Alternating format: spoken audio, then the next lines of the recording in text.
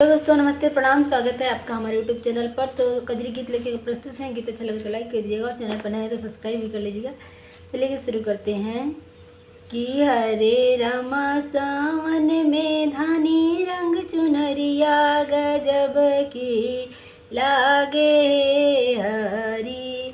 कि हरे रामा सावन में धानी रंग चुनरिया गजब की लागे हरी।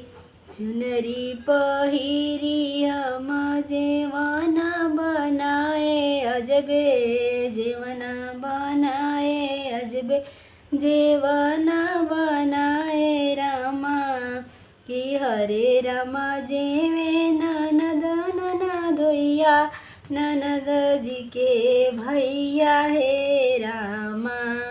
कि हरे रामा जेवे ननद जी के भैया ननद ननदोइया हे रामा।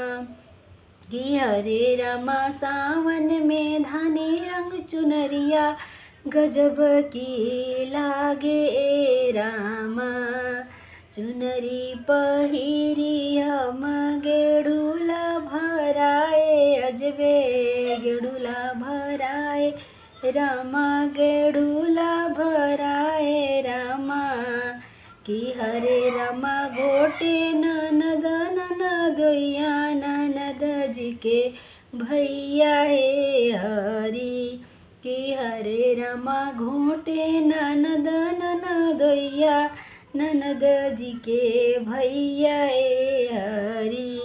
कि हरे रामा सावन में धानी रंग चुनरिया गजब की लागे हरी।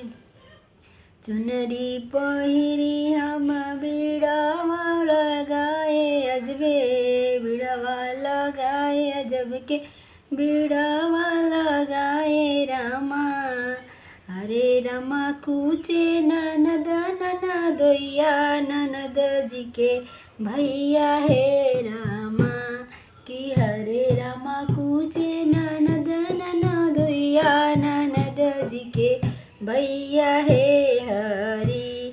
कि हरे रामा सावन में धानी रंग चुनरिया गजब की लागे हरी।